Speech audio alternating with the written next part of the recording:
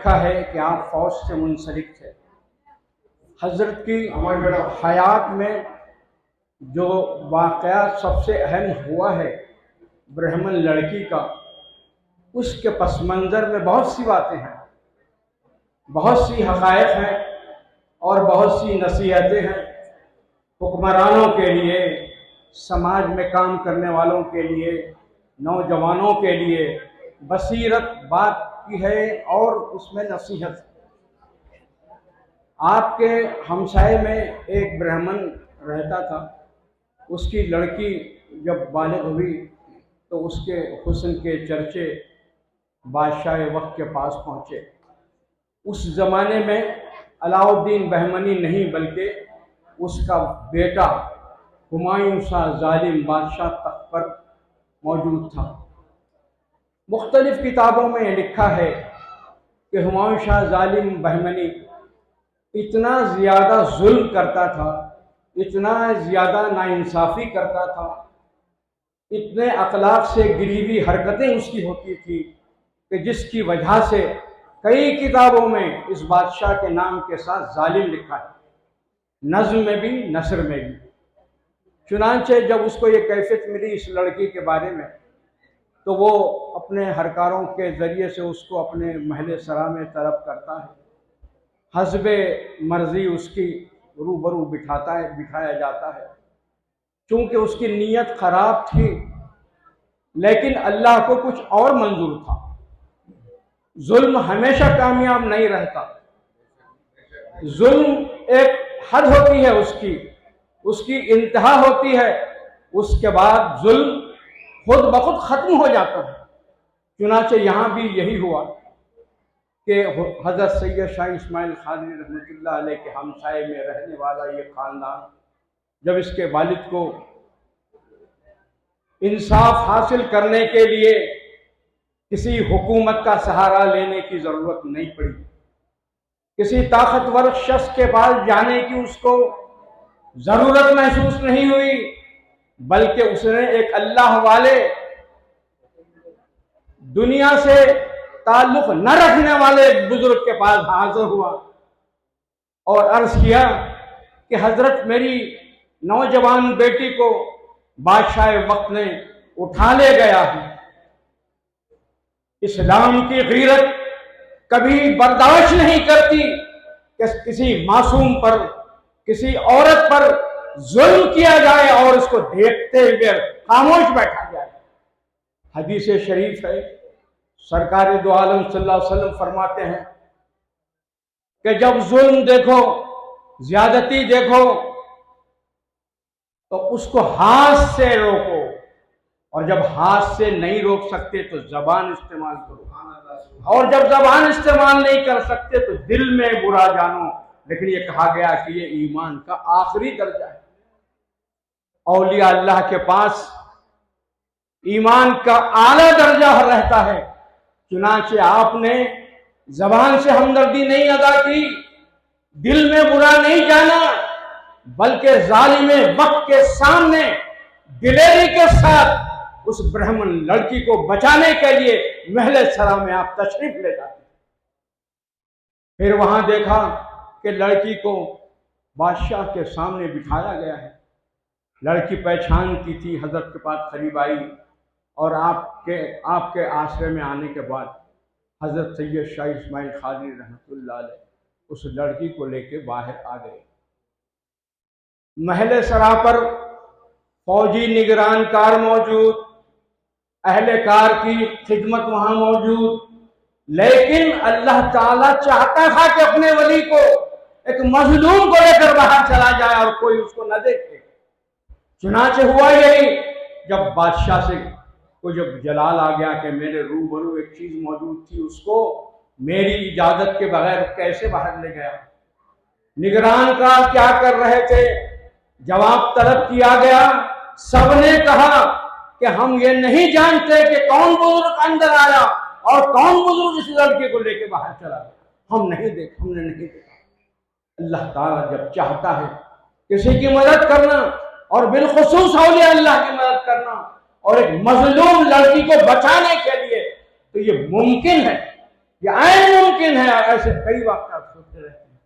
تو آپ اس لڑکی کو وہاں سے باہر لا کر اس کے والدین کے حوالے کیا۔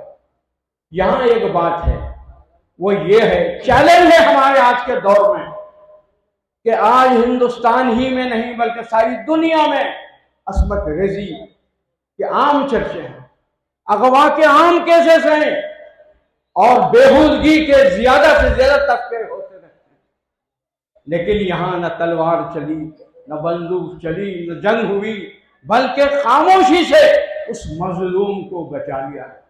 یہاں یہ درس ہے، یہاں یہ ایک درس دیا جا رہا ہے کہ جب کبھی بھی مظلوم پر ظلم ہو، اس کو بچانے کے لیے مذہب نہیں دیکھا جاتا، ذات نہیں دیکھی جاتی، قوم نہیں دیکھی جاتی، بلکہ صرف مظلوم کو بچایا جاتا ہے۔ یہ اللہ کا بھی حکم ہے، حضور اکرم صلی اللہ علیہ وسلم کا بھی ارشاد مبارک۔ 10ویں ہجری میں حضور اکرم صلی اللہ علیہ وسلم میدان عرفات میں خطبہ حجۃ الوداع ارشاد فرماتے ہیں۔ انہوں نے اس خطبے میں یہ ارشاد فرمایا کہ مظلوموں کی مدد کی جائے، عورتوں پر ظلم نہ کیا جائے، انصاف کیا جائے۔ یہ حضور اکرم صلی اللہ علیہ وسلم کی ہدایت ہے، اور یہاں اولیاء اللہ اسی ہدایت پر عمل کرتے ہوئے طاقتور ترین ظالم حکمران کے سامنے نڈر ہو کر صرف اللہ سے ڈرتے ہوئے اس کی مدد کے لیے آگے بڑھتے ہیں۔ یہ ہمارے لیے درس ہے کہ اپنی آبادیوں میں، اپنے محلات میں، اپنے محلوں میں، اپنی بستیوں میں اگر کہیں ایسے واقعات ہوتے ہیں عصمت ریزی کے، یا کسی پر دست درازی کی، یا کسی کمزور پر اس طرح سے ناجائز طور پر بری نیت سے ہاتھ ڈالا جاتا ہے، تو ہمارا کام ہے کہ آگے بڑھیں، اس برائی کو روکیں، آگے بڑھیں اور اس مظلوم کا ساتھ دیں، کیونکہ اسلام کی یہی عین تعلیم ہے۔ حضرت سید شاہ اسماعیل خالدی رحمۃ اللہ علیہ کا اس میں کے بارے میں ایک دو اور باتیں عرض کرتا ہوں۔ آپ کے والد محترم کا نام سید حسین، اور ان کے والد کا نام سید ابو الحسین، اور یہ ان کا سلسلہ نسب حضرت سیدنا امام حسین رضی اللہ تعالیٰ عنہ شہید کربلا سے ہوتے ہوئے حضرت علی مرتضیٰ رضی اللہ تعالیٰ عنہ تک پہنچتا ہے۔ بیدر سے جب آپ روانہ ہوتے ہیں تو ظاہر ہے وہ بادشاہ کو بہت غصہ تھا، بہت غصے میں تھا، اور اس نے حکم دیا اپنی فوج کو کہ ان کا تعاقب کیا جائے، ان کو روکا جائے، اور اگر یہ راستے میں مل جائیں تو ان کو قتل کر دیا جائے۔ لیکن اللہ کے پاس کچھ اور ہی فیصلہ ہوتا ہے، اور اللہ کے پاس جو فیصلہ ہوتا ہے وہی فائنل رہتا ہے، دنیا جو بھی چاہے اس سے کچھ مسئلہ نہیں۔ تو ہوا یہ کہ جب فوج ان کا پیچھا کرتی ہوئی یہاں تک پہنچی تو آپ اپنے تیر سے اس فوج کو جواب دیتے تھے، اور کئی فوجی ہلاک ہوتے تھے، یہاں تک کہ آپ گھوڑوال شریف تشریف لائے اپنے 3 فرزندوں اور اہلیہ محترمہ کے ساتھ۔ آپ یہاں ایک مقام پر قیام فرمایا، اس کے بعد وہاں سے تیر چلایا، وہ تیر ایک جگہ نصب ہوا، اور کہا گیا کہ اس کو تیر کو نکالا جائے۔ چنانچہ وہ تیر خادموں نے نکالا تو وہاں ایک چشمہ ابل پڑا، اور وہ چشمہ آج بھی اتفاق سے گھوڑوال شریف میں موجود ہے۔ اس کے بعد ایک تیر آپ نے چلائی مغرب کی جانب، وہ جھاڑیوں میں جانے کے بعد وہاں وہ تیر کو طرف کیا گیا، خادموں وہ تیر نہیں نکال سکے، تو آپ خود وہاں تشریف لائے اور وہاں ہی آخر تک رہے، اور آپ کا انتقال ہے۔ آپ کے وصال کے بارے میں مختلف کتابوں میں 2 روایت ہیں۔ ایک یہ ہے کہ آپ اپنے گھوڑے سمیت زمین میں سما گئے، اور دوسری روایت میں ہے مختلف کتابوں میں کہ آپ 40 دن یہاں تشریف رکھے، یہاں تھے، اس کے بعد آپ کا انتقال۔ مختلف کتابوں کے مطالعے کے بعد یہ کہا جا سکتا ہے کہ آپ کا وصال 29 ذی الحج 882 ہجری کو ہوا۔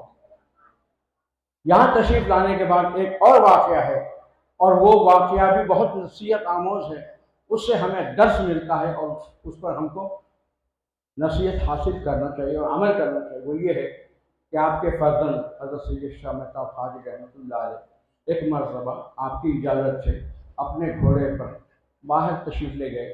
واپس آتے وقت ممکن ہے گھوڑے کی مزاحمت کے لیے اپنے ہاتھ میں ایک سینی کی چھڑی لیے تشریف لائے۔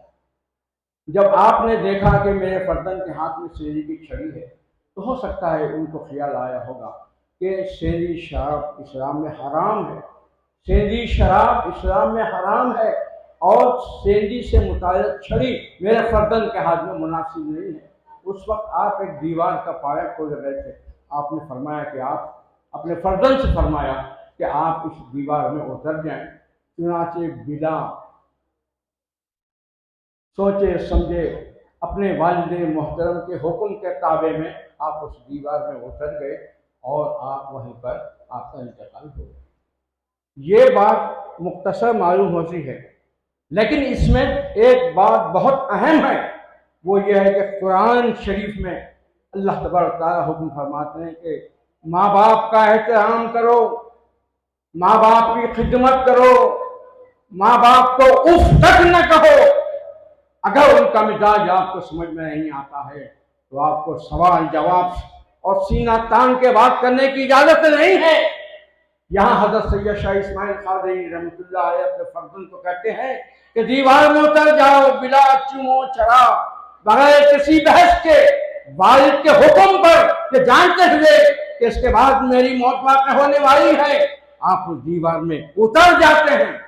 اس سے ہمارے لوگوں کو یہ نصیحت ہے کہ ہم اپنی زندگیوں میں اپنے والدین کا احترام کریں، اس بات کا جائزہ لیں کہ آیا ہم اپنے والدین کی قدر و قیمت جانتے ہیں کہ نہیں، کیا والدین کے مقابل میں سینہ تان کر بحث کرتے ہیں، یا ان کے پیچھے یا ان کے سامنے ان کو تکلیف دیتے ہیں۔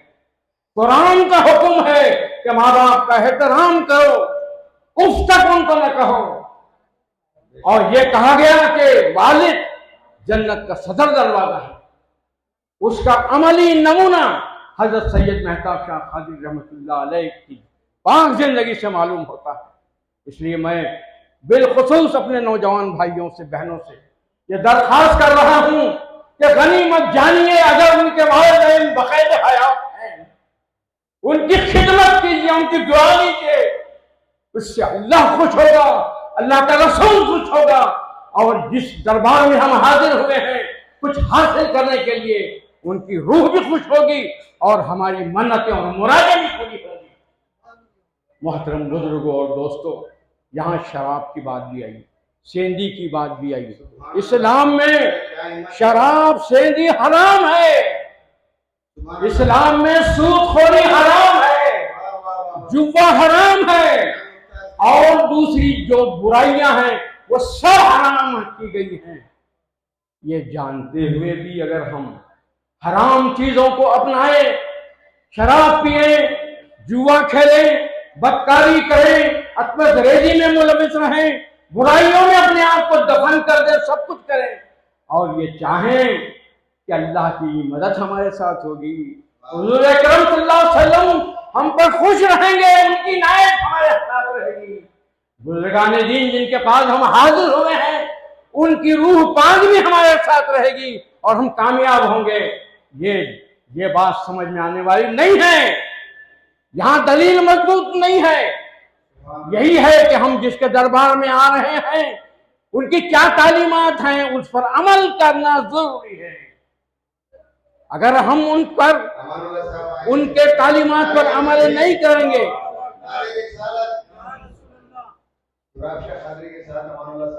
اگر ہم اپنے اولیاء اللہ کی دربار میں حاضر ہونے کی نیت لیے آئے ہیں، کچھ وہاں سے لینا چاہتے ہیں، حاصل کرنا چاہتے ہیں، تو شرط یہ ہے کہ ان کی تعلیمات پر عمل بھی کیا جائے۔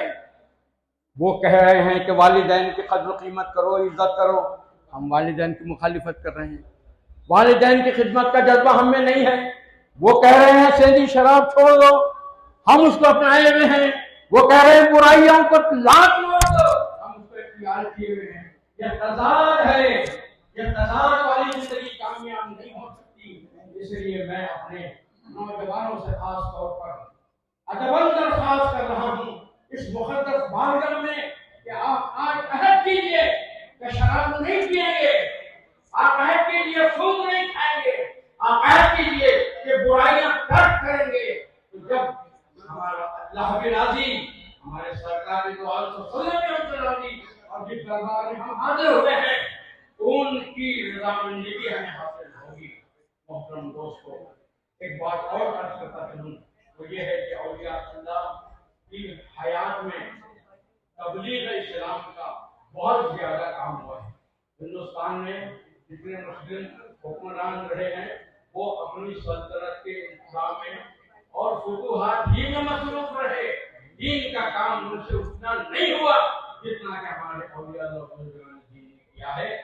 शुमाली हिंद से लेकर जनूबी हिंद में हजरत आजा मोहम्मद मुश्किल रहमतुल्लाह अलैह, हजरत उद्दीन बख्तियार काकी रहमतुल्लाह अलैह, हजरत बाबा फरीद शकरकंज रहमतुल्लाह अलैह, निजामुद्दीन औलिया रहमतुल्लाह अलैह, फिर वंदनवाज के सुंदराल और हजरत सैयद शाह इस्माइल कादरी रहमतुल्लाह अलैह, इन तमाम मुल्लाए दीन ने तबलीग इस्लाम का बहुत ज्यादा काम किया है और उनके हमारी जिंदगी वाले नमूने के पेश होने पर ही इस्लाम की इशाअत